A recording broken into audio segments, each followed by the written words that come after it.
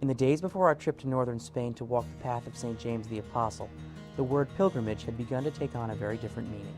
No longer was it an ancient journey, a 1,200-year-old quest from which we were completely detached. No longer was the word pilgrimage simply part of our jobs as interns for the Internet Office of the Holy See, a word that we wrote about but didn't really understand. Now pilgrimage was something we needed to prepare for, and preparation had a lot of different meanings.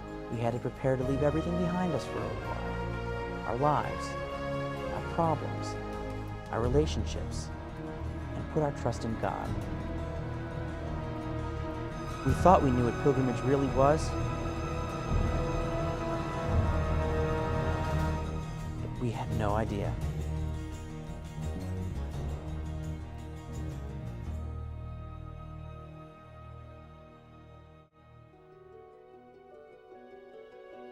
Our spirits were high as we took our first steps away from Pietrafita, the location we chose to begin the journey. We knew from the beginning that the week-long walk to Santiago de Compostela wasn't going to be easy, but as we began the 4-kilometer hike to O Sobrero, our first checkpoint, the journey seemed completely feasible.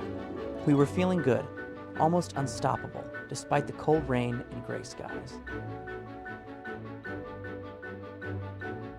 Soon, however, the weight of our bags became apparent, and that, combined with the view of the path ahead, twisting around the mountains and out of sight, tiny seeds of doubt began to foster inside of us. As the wind and rain pounded down on us, we allowed ourselves only one moment of despair, and no more. We understood the physical toll the days of walking ahead of us would inflict on our bodies, and at that moment it became clear exactly why we had to keep going. O Sobrero is a tiny ancient town seated at the crest of a twisting mountain range. As we walked toward the village center, we couldn't help but be amazed by the view. The valleys were lush and green even under the darkened skies. It was here where we saw our first pilgrims, and the last we would see for quite some time.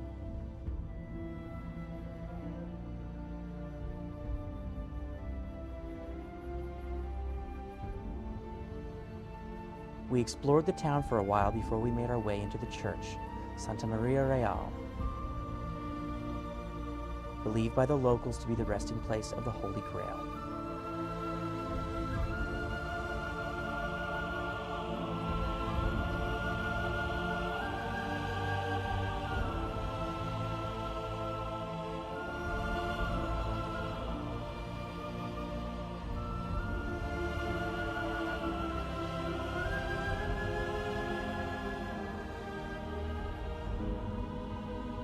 As we looked back at the kilometers we had already walked, as well as the mountains far in the distance ahead of us, we could not help but be aware of how small we really were, and conversely, how huge of a task God had placed before us. We still had quite a distance before we would stop for the night, and many days of walking before we would reach our destination. And so, as the skies continued to darken, we set back on the road to Santiago.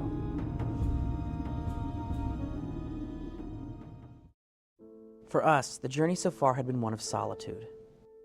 Aside from a few other pilgrims we had passed by briefly, as well as signs that others had left behind, we had been alone on the trail.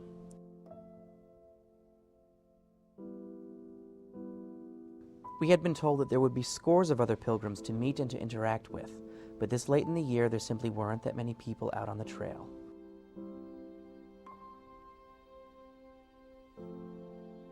The only signs that many of the towns were even inhabited were the presence of flowers left from the graves in the cemeteries for All Souls' Day.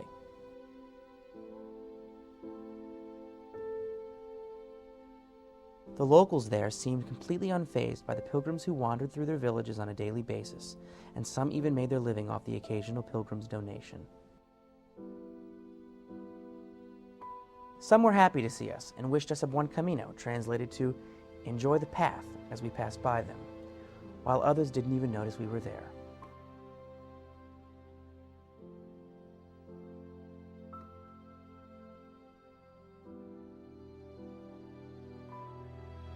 Soon we came to a large bronze statue placed at the summit of a particularly windy mountain. The man depicted, Santiago, or St. James, was frozen in a position of great effort, battling the winds of the mountaintop, struggling forward toward the next town in which he would preach the gospel. As we stood at the base of this lone statue, ourselves windburned and struggling to continue our journey, we realized we were neither the first nor would we be the last to brave this trail to Santiago de Compostela.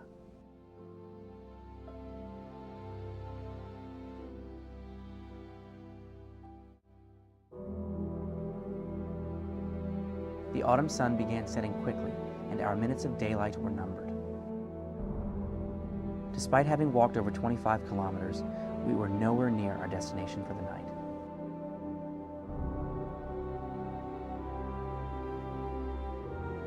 We received advice from a couple of the locals who had told us that the closest town, Castella, was almost 10 kilometers away. This meant that we had to walk past nightfall, something that we were explicitly warned against doing. But we were in the middle of nowhere, with no place to sleep, so we had no choice but to keep walking.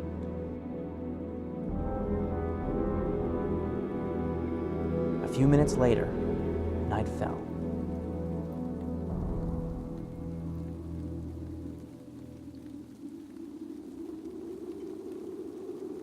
In the darkness, the mountain path became treacherous, and the weather only got worse.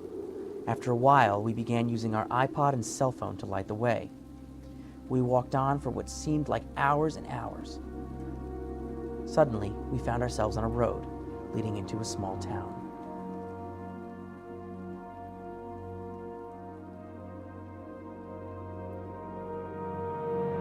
We had made it to Castella.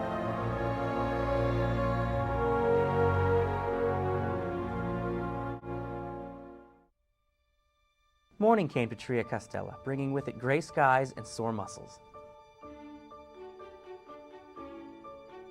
We were in good spirits after a solid night's sleep in the albergue the night before. We knew we couldn't let our soreness slow us down. We were already behind schedule. So we put on our ponchos and headed back out on the Camino towards Samos, where we hoped to find refuge with the cloistered community of Benedictine monks who lived there.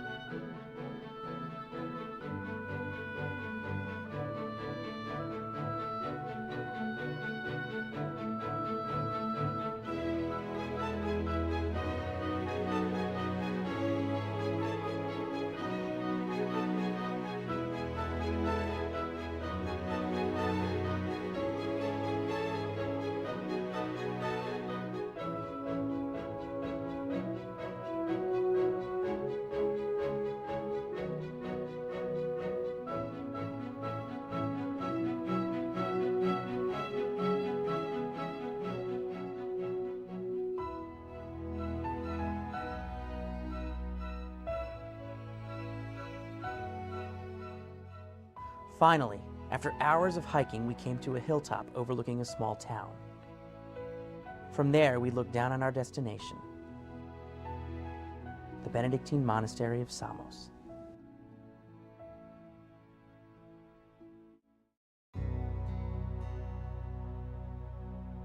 Tales of the monastery had been recounted to us by a Monsignor friend of ours at the Vatican.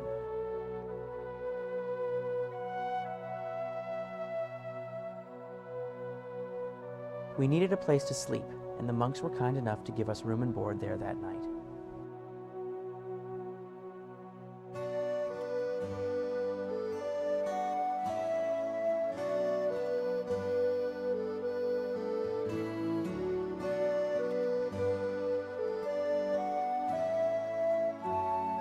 Staying at the monastery allowed us to witness ancient traditions and practice, as well as give us some quiet, restful moments where we could get our own thoughts into perspective.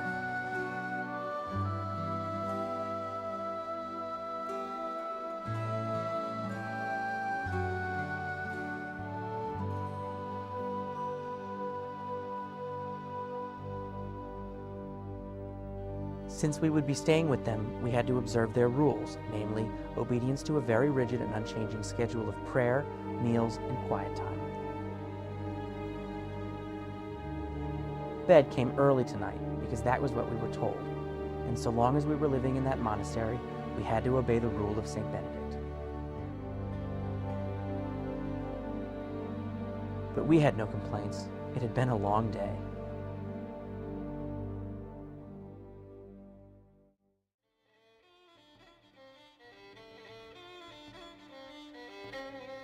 The next morning, after Mass and breakfast, Father Paulino, an English-speaking monk, was more than happy to give us an extensive tour of the monastery and the grounds.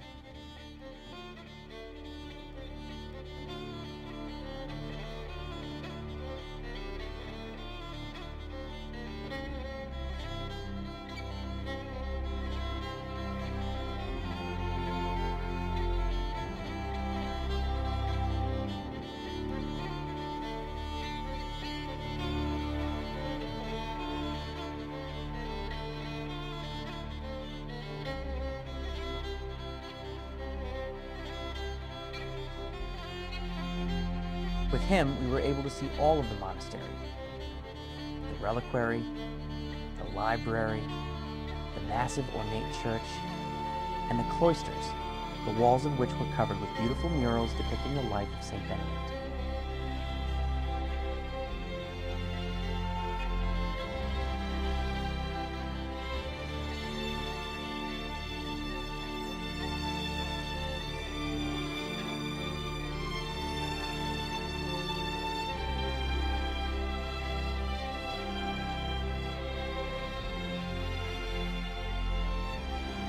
We wished we could have stayed longer, but the day was growing late and we had to continue with our journey to Santiago. So we packed our bags, thanked our new friends for their hospitality, and said goodbye to the monastery of Samos. We walked through mud and mire for hours, until we came to a road that followed past seemingly endless pastures, farms, and rolling hills.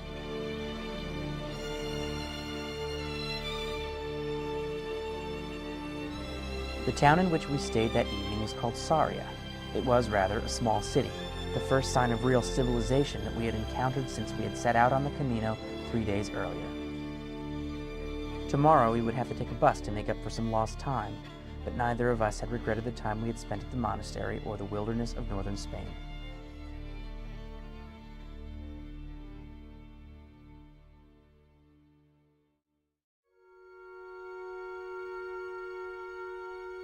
After a quick bus ride the next morning, we arrived at a town called Arthua.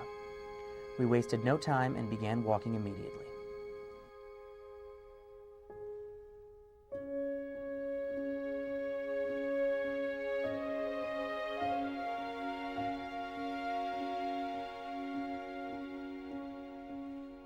For the first time on our journey, the sun was shining. That, along with the clear skies, made the day seem particularly peaceful.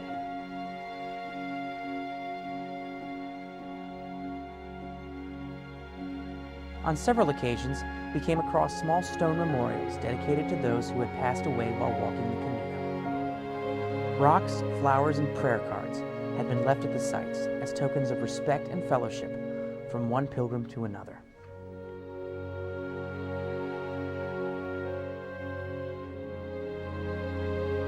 That evening at the albergue in Opino, we had talked with pilgrims from around the world who told us about their experiences on the Camino.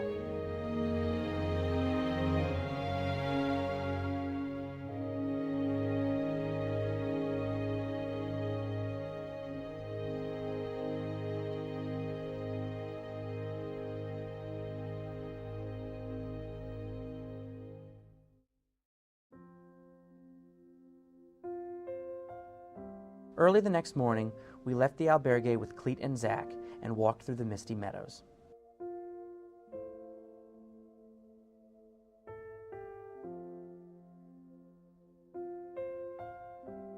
It was this day where the weather was the best it had been, and the fields were picturesque in the sunshine.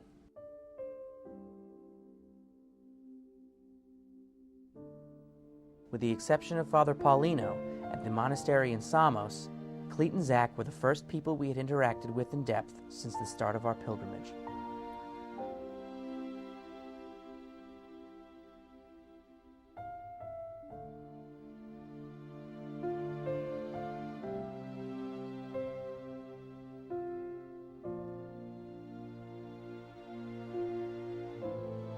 Along the trail, we encountered many people we had met the night before and wished them a buen camino, or whatever was left of it.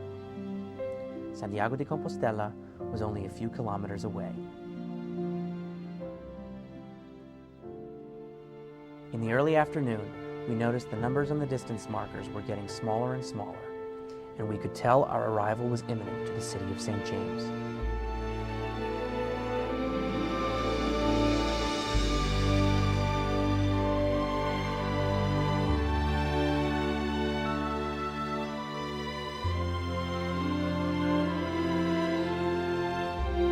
We rested for a moment at the summit of Monte de Goza. Here, the entire city lay before us, only a few kilometers away.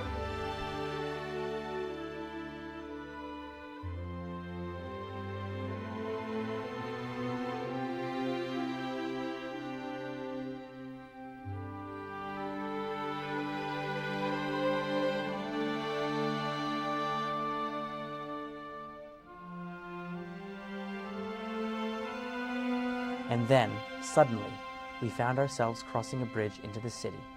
We had arrived in Santiago de Compostela.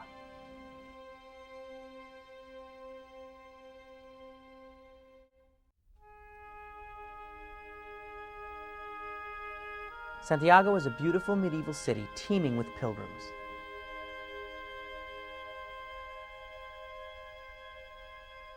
After finding an albergue in which to leave our bags, we set out into the city to find the cathedral, the official endpoint of the pilgrimage.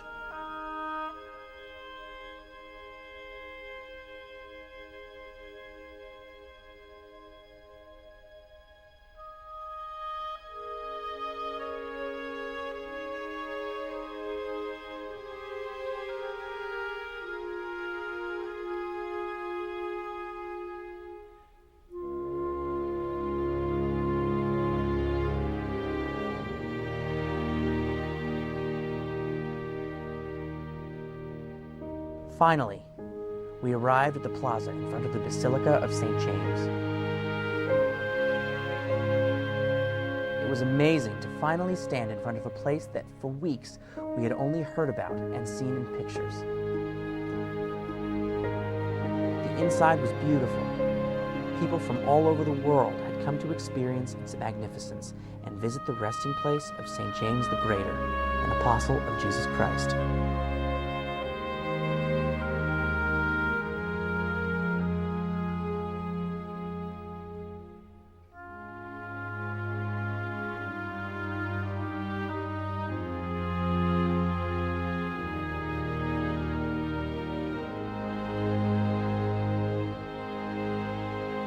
We were ecstatic. We had just completed a pilgrimage that was over 1,000 years old and had been undertaken by millions of people. We had traveled the same roads, seen the same sights as people who had walked the Camino before us, from St. Francis of Assisi to Pope John Paul II. The sense of communion with our fellow pilgrims, both past and present, was inspirational.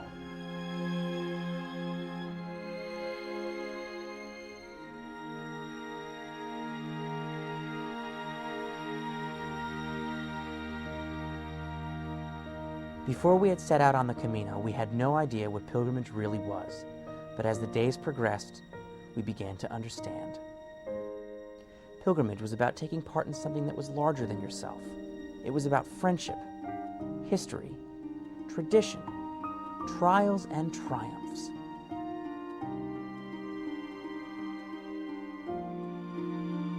Pilgrimage wasn't a definition to be memorized.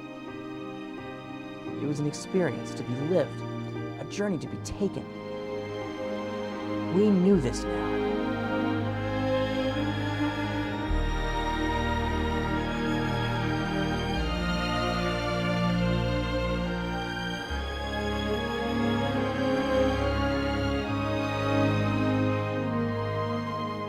As we said goodbye to Spain, we knew the Camino had changed our lives forever. And we'd never forget the road to Santiago.